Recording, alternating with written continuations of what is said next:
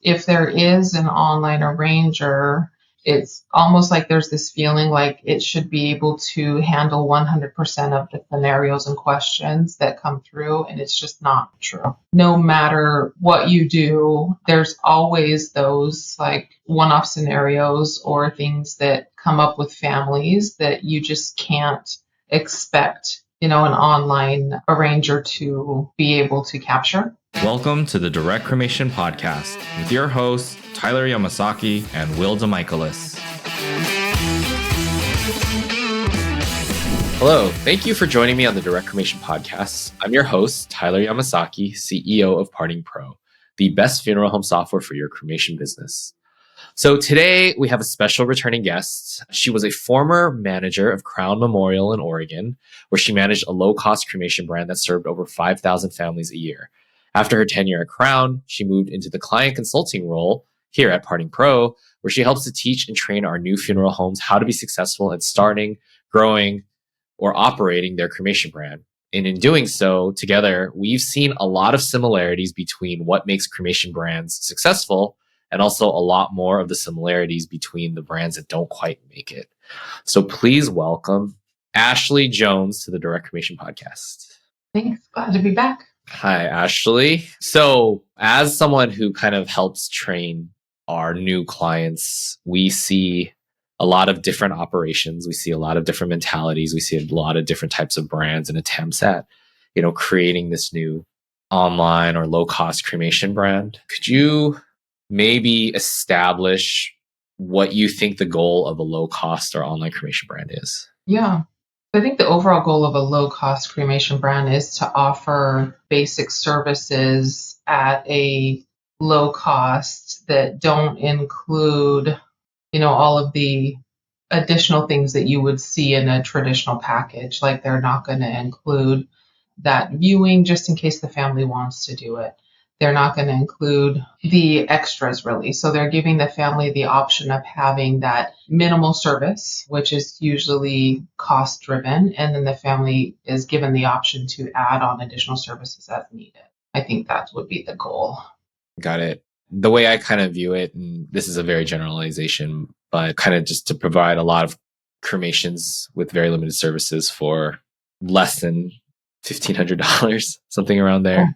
I think that usually is what we kind of see as our most successful. So I think in your experience, you came from a very successful cremation brand at the time. And I think we should talk a little bit about your experience, what you guys did, what was the mission while you were there, and what families can kind of expect when they interacted with your company or brand. Yeah. So the brand that I worked for, I would have to say they were probably like the early disruptors of the industry because they started in the Portland, Oregon area offering simple direct cremations for $495 like 15 years ago. So they came in extremely lower than everybody else. And that was just, a direct cremation. A lot of people wanted that, and that's what we were able to provide. But the overall, I think, goal of the company was that no matter what services somebody's asking us for, because we were still a full service funeral home, we're traditional, but we would still, be able to do burials and all the traditional services that somebody needed, was to treat every family that came through our door that we talked to on the phone just exactly the same. So whether they were a traditional family or somebody wanting just minimal services, that they still got the courtesy that everybody got, and they got the professional services that everybody got. That's really what the brand was built on. It was making it feel like families were getting the traditional level of service, but they were purchasing a direct cremation, basically. Yeah, and I think that's something that is important. I wonder, in doing that many cremations a year, you guys must have had a pretty solid footing in the community. People knew about you. People knew about your service. Can you talk a little bit about what the perception of that brand was? Yeah, I think over time, as it started, obviously it was a slow growth, but getting up to 5,000 cremations a year in those last few years that I was there, that was a lot of hard work in the community and building those relationships with hospice so that we would be the ones that, somebody would call if they just had a question, or if hospice needed a funeral home to call or just to really even do a removal for, that they would feel comfortable calling us because we built that relationship with them. And really, I think the success of the business ended up being because of our relationships with hospice, because there was so much time and effort put into those relationships and truly making it a relationship, right? Where it's like, this is a new hospice nurse maybe that's come on and they've never been to a funeral home or seen maybe what a crematory looks like. So we would bring them in and do a tour and explain to them. So it was more of a personal relationship so that we would know the hospice nurses by name when they called us. And it was that kind of a relationship. Awesome. Yeah. And so you came from a very successful brand that put in a ton of work, kind of figured it out. It was running like I'd say like a well-oiled machine, a lot due to you because you were one of the managers there. But then since then, you've now moved into the like client consulting role here at Parting Pro. And here what you do is you basically help onboard and train new funeral homes that are either starting a new brand or basically starting with Parting Pro, right? Some go from starting a completely new brand, never been out there. Some are an extension of a funeral home, and some are already operating like cremation societies that are doing like thousands. So you kind of see the whole spectrum, right? Mm-hmm.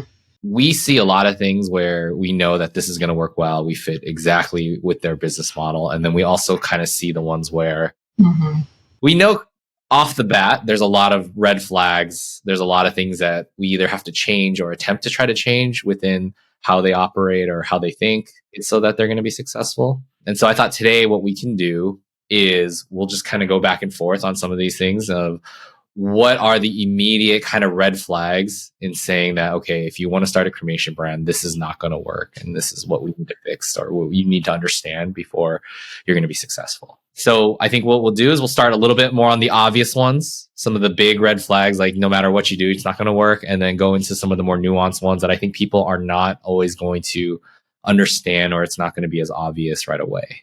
Sure. You want to go first? Yeah. So I think one of the more obvious ones we see, or where we'll have a customer kind of want to start out, is that they're just in the wrong demographic, or they don't have the surrounding demographic that's going to support the online arrangements. Not that nobody in their area wants to make online arrangements. So for example, like there's somebody in particular that wanted to do a cremation brand. They had a, successful funeral home and were wanting to get into the online business. But just wanting to get into the online business isn't necessarily enough, right? There has to be some evidence there that people are going to take to online. So that demographic, I think, is important, because if the community is either small and close knit and really used to coming into the funeral home, or maybe an elderly population that's not really used to doing things online, they're more used to that in-person thing, it might just not take off the way that people are expecting it to. Yeah. I will say that there's a caveat to that. I think some of what we've seen, though, is that people will be quick to say that my people aren't going to use this. If you're from an area that has a population of like 200,000-300,000 people in your area that you're serving, it's going to work. Yeah. Agreed. Mm-hmm. Especially what you're saying. And I don't know if this is the customer you're thinking about, but there was one where they were like, well, half of my families don't have email addresses. And I think, when that's the case, that's where it starts to get to like, okay, I don't think maybe online is the thing it's going to save your business or help you grow.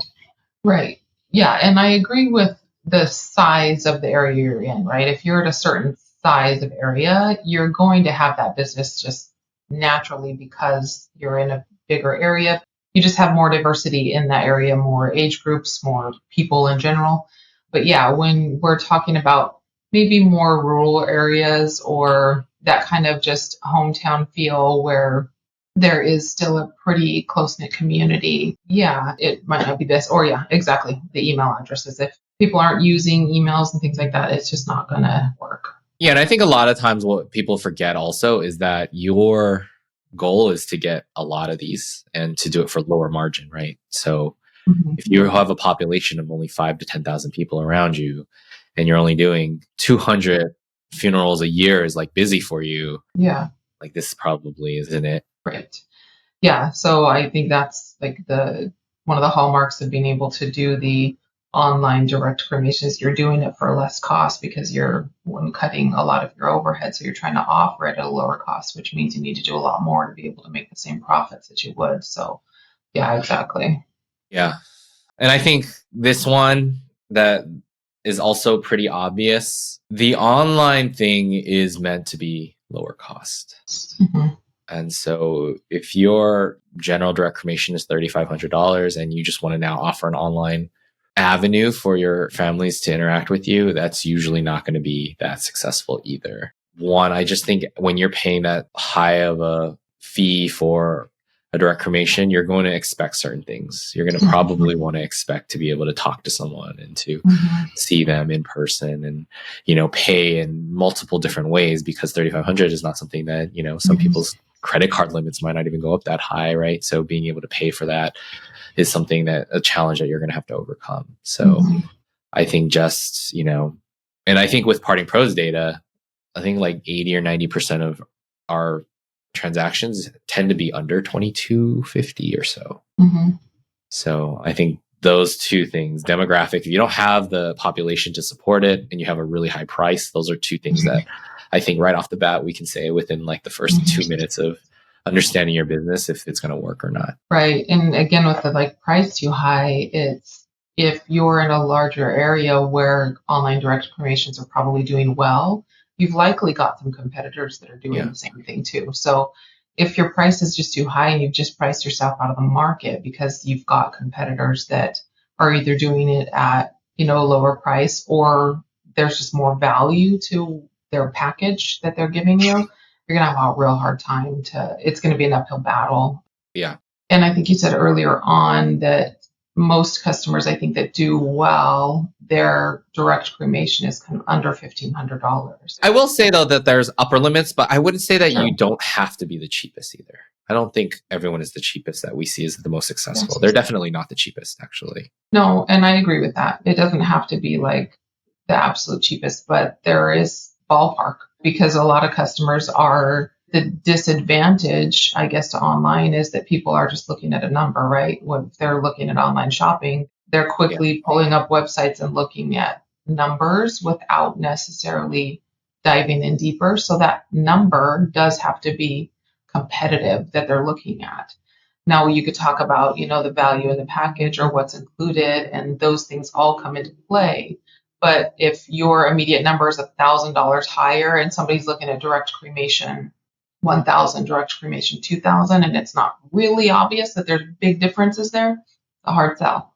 Yeah. I'd say within 10 to 15%, you almost don't even need a huge value difference. You can use it with brand, you can use it with referrals, like that type of stuff can make up for that 10 to 15% of being the cheapest, I think.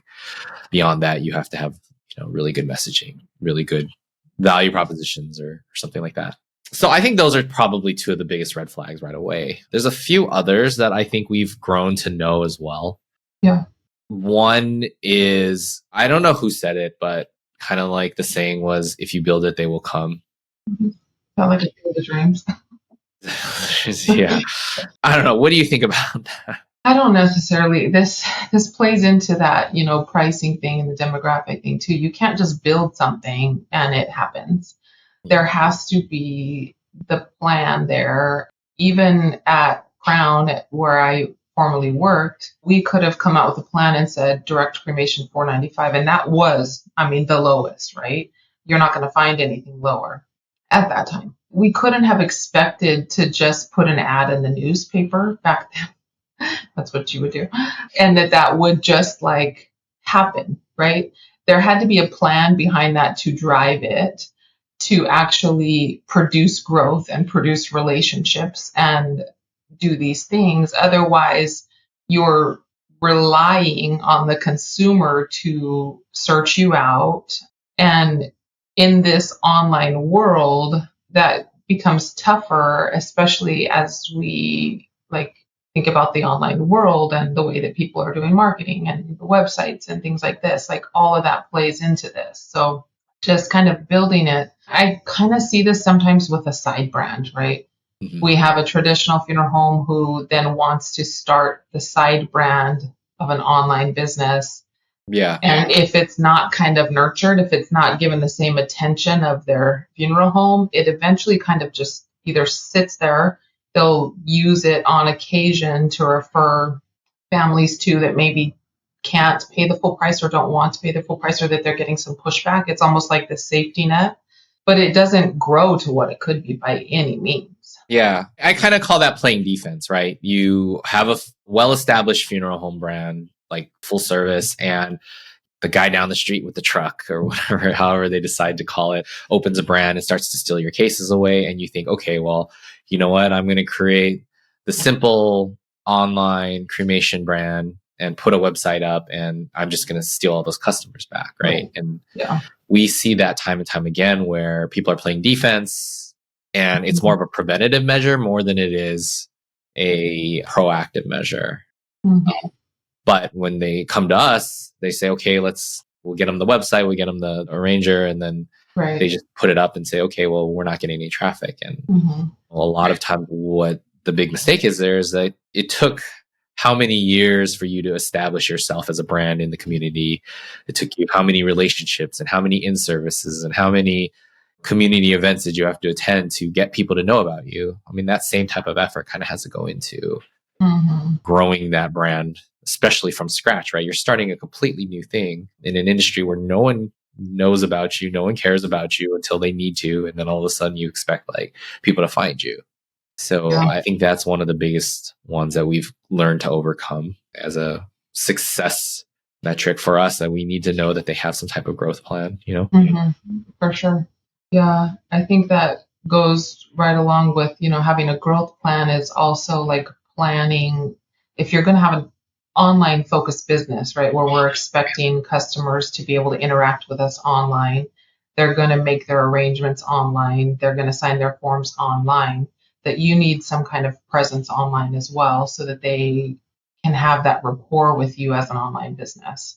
If they can see you online, they feel that presence. I think there's much more likelihood there that they feel comfortable with you and having that relationship with you, that you're kind of that trusted brand versus we've all had this happen, whether it's a funeral home or not, where you'll go to a website and it's like, okay, this probably hasn't been touched in 20 years. Like, I just don't know that they're really up with the times. And that, I think, plays in big, especially with the online businesses.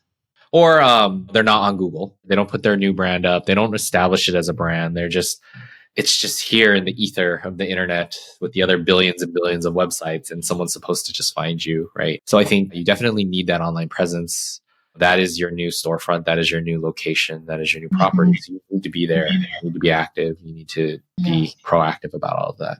Mm-hmm. So another common misconception, right, I think that we really need to talk about is that because you are now offering a pared down service, that you can be completely hands off with the customer.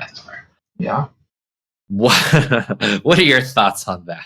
Yeah, it just, to some extent, I understand the thinking, right? Like, this customer's not coming in house, they're going to be online. But the idea that they still don't need help, or that we can just kind of be hands off, we can put this online arranger together, we can do something on our website that's going to point them in the right direction. A lot of times they still need somebody to kind of connect the dots or to answer questions for them. So it's never a fully like, this is just going to do itself kind of deal.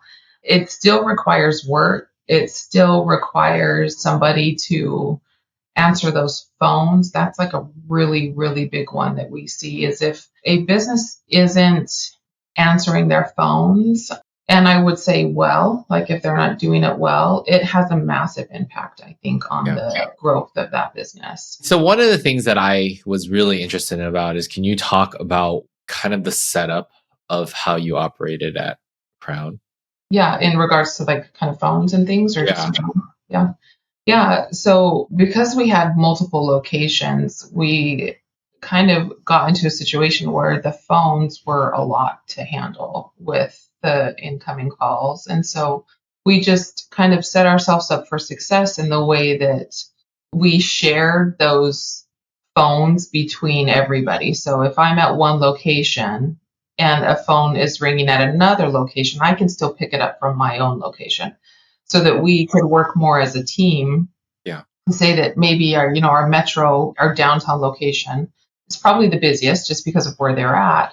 They might need some more support. So people on, at an outlying location could answer that phone, be able to talk to that customer, whether it's a price shopper or not, give them what they're looking for, but also have that online carry through to our back office where we at every office would also be able to see what's happening with every customer so that it's not only one particular funeral director that can answer the questions for that. And just kind of giving them that, try to answer the questions when they're in front of us rather than having to take messages and go back to somebody. I think towards the end, didn't you guys almost have like a pseudo call center? Yeah, so we did. I mean, for a lot of years, we had our own staff answering phones, especially at night. Like we never used a call center. We hired staff to basically answer the phone. So it always felt like more personal, like you were never talking to a call center. But that did grow into like more phone support during the day where we had multiple people answering phones throughout the day. So yeah, it was our call center basically. But they were trained all of the language and terminology that we use. So it always was meant to feel like you were really talking to somebody. But I mean, they were yours. They weren't like outsourced. Right. No, yeah, they were ours. Yeah. They were your team, your employees, your company. Exactly. Yeah. All right. I'm going to ask you this question. How many brands have you seen come through Parting Pro that have been successful by sending 100% of their calls to the call center first or the answering service first? I don't know if I could even say one. How many have attempted to do that? Multiple have attempted to do it, but it's always, if I get to work with that customer early on and I know that that's their plan, I always bring it up because it's just not a good feel, even if you're the consumer, because you've probably gotten a call center when you've called a funeral home before. And there's like this weird like click, and then sometimes a recording of, we'll be with you. And then another click. And then it's like somebody obviously picking up the phone. It's like, there's no way to not know that a call center just answered that phone on a lot of them. And again, when we're going back to the customers want to have some kind of trust with the funeral home, that's not helping. Okay, I have to take back part of what I just said. There is one customer in particular that uses a answering service. They never answer their phones and they are extremely successful, but they have an extremely quick callback rate and they text their customers like crazy. Got it. So they're very interactive. I think what happens is customers that want to use a call center or use a call center primarily, there's a big lag time in the time that you call back a customer sometimes. And it just leads to this overall like, if you're the customer. I think we've talked about this with multiple guests before, but answering your own phones, I think gives you the best advantage or the best chance for you to, let's say, capture that family or have that family not call somebody else. I think if you're calling in the middle of the night, I think you get a little bit of leeway even from the consumer or family side, right? Like you're going to know, okay, it makes sense if I'm calling at 3 a.m. that there's an answering service. But if I'm calling you at noon and I get the answering service, and then I call you at 1 and I get the answering service, it's kind of like, it doesn't feel like anyone's ever going to be able to help me, right? You kind of get these doubts. So I will say that. Let's move more into the operational stuff. I think as we progress along, some of these things are not going to be as obvious to some people, especially as they view other online cremation brands or see or have thought about it. But I think that what people assume is that building an online website or building an online brand, you're now basically creating a funeral director kiosk for a family to just come in, put their order in, and then go pick up, at like McDonald's or something. We do see this too. It's kind of like if there is an online arranger, it's almost like there's this feeling like it should be able to handle 100% of the scenarios and questions that come through, and it's just not true. No matter what you do, there's always those like one-off scenarios or things that come up with families that you just can't expect, an online arranger to be able to capture.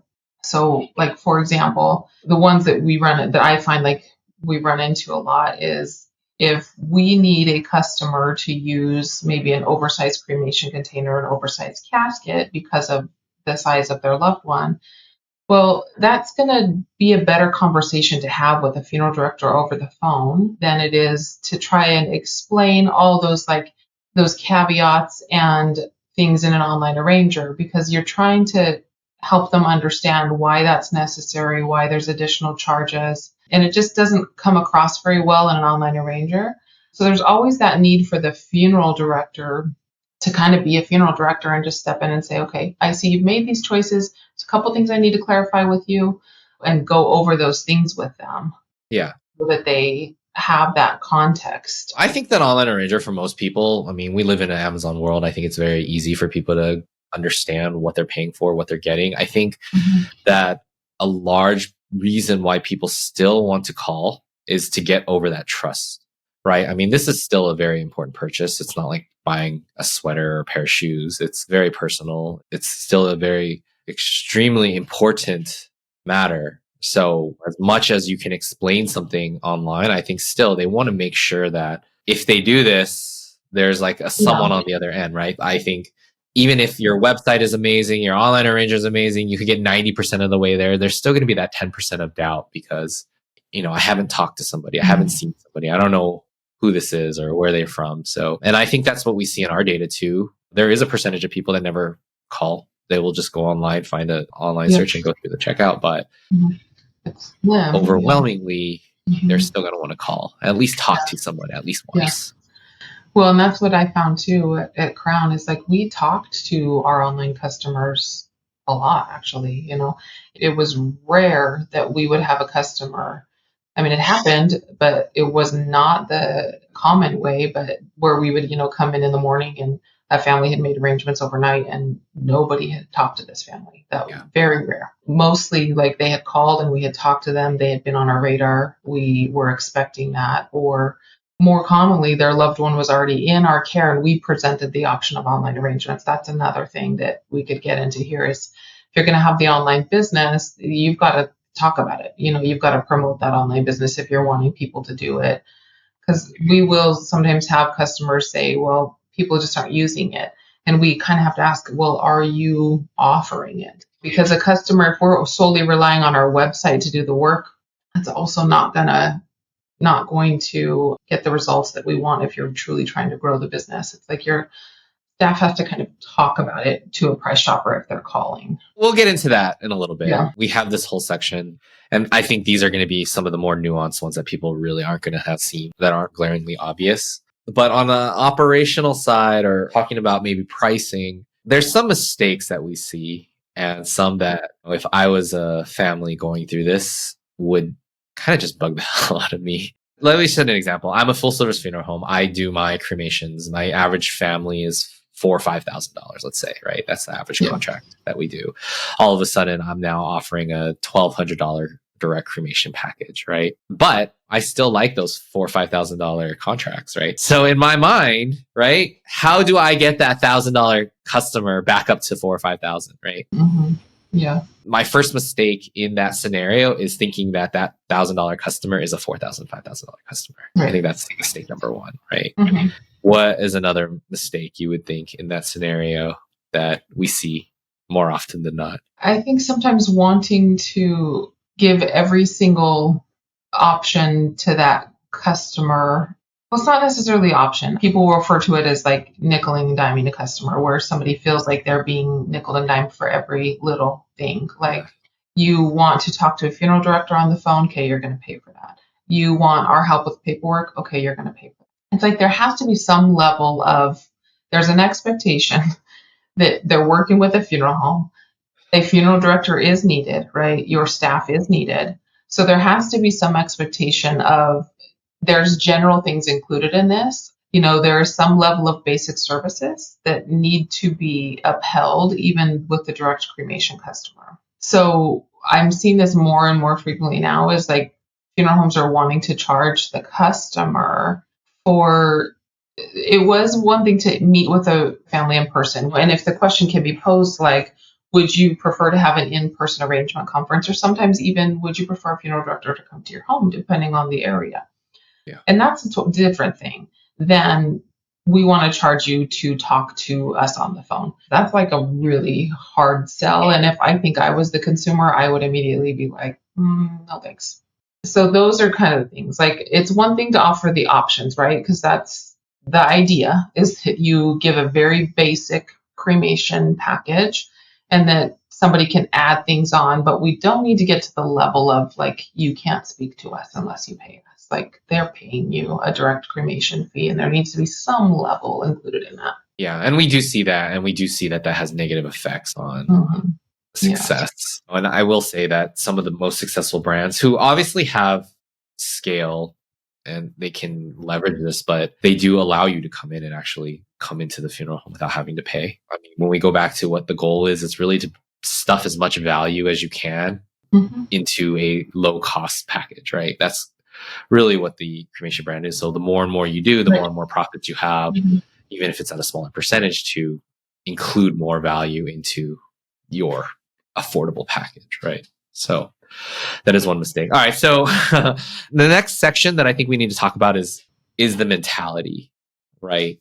I think that we all of us have different ideas of how we view a low cost brand versus the traditional. And I think this section is where it's going to be the hardest to understand, because it's not something that you can just change. I don't think it's something that, even like operationally, it's like, if I do this, it's going to do one thing. It's to do this, it's going to do another thing. And like, this kind of, the way you think about these types of families, this type of business, can really define the success of your cremation brand.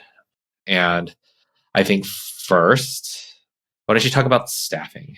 Not necessarily staffing, but like how your staff thinks about. I think this is especially important when you have the two brands, when you've got the traditional funeral home and now you're offering, an online brand that's doing more of a direct cremation.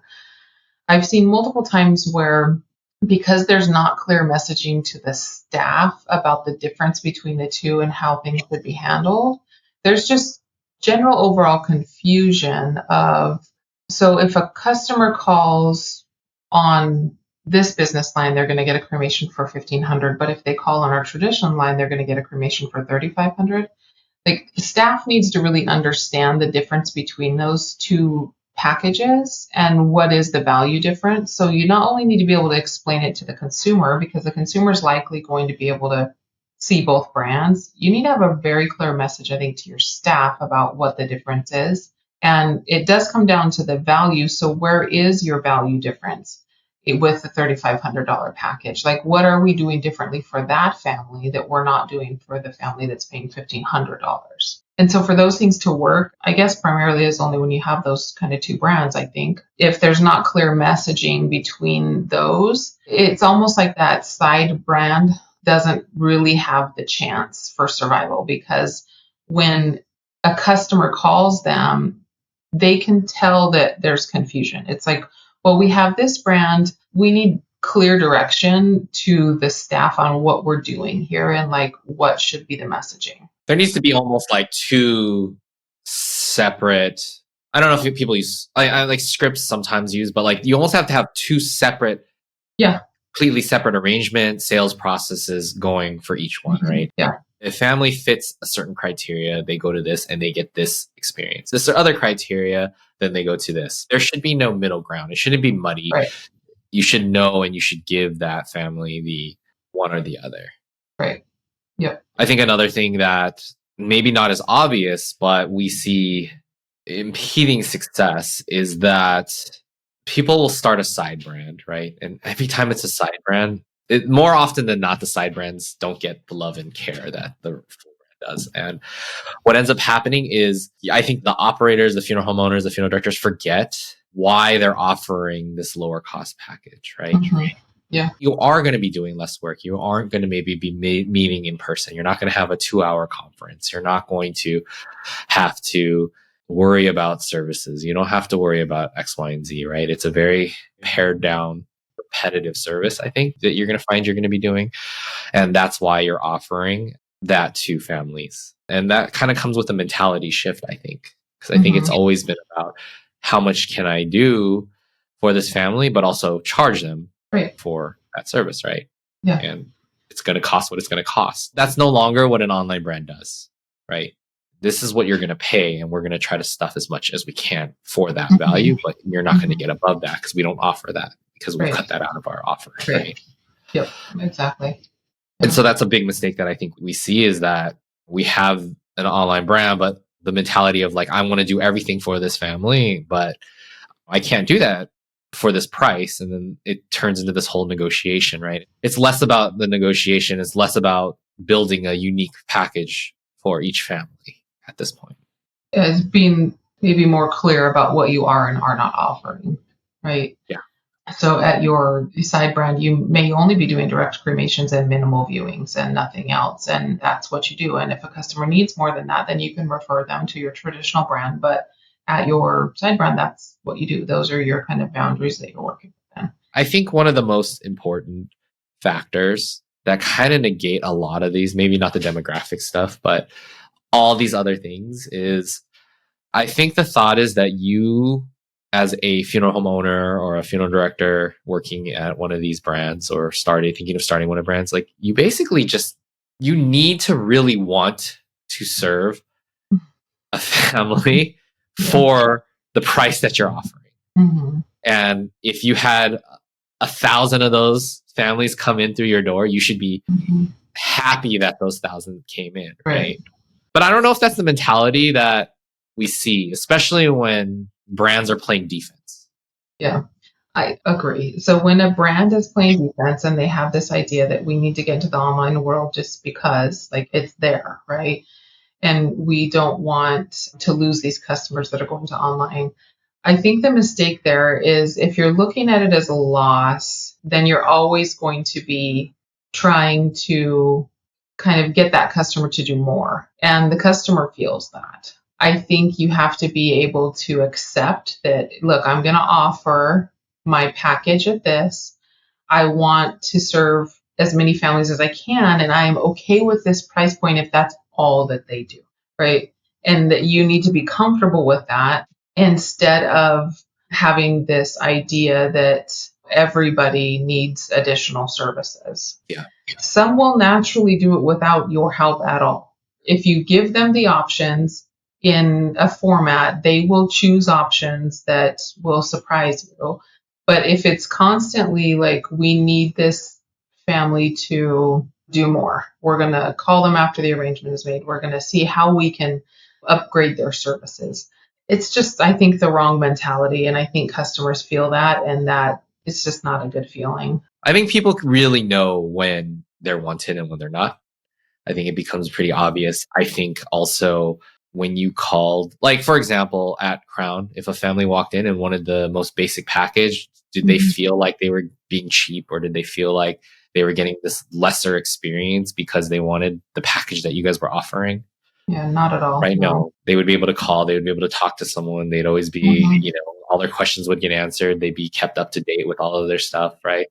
Throughout the experience. But when that doesn't happen, you know what? I almost think that if you are thinking about starting a cremation brand and you haven't already, I would call like the most successful cremation brand as a mystery shop almost, and see what that experience is like on the phone, right? I guarantee you it's not going to feel cheap.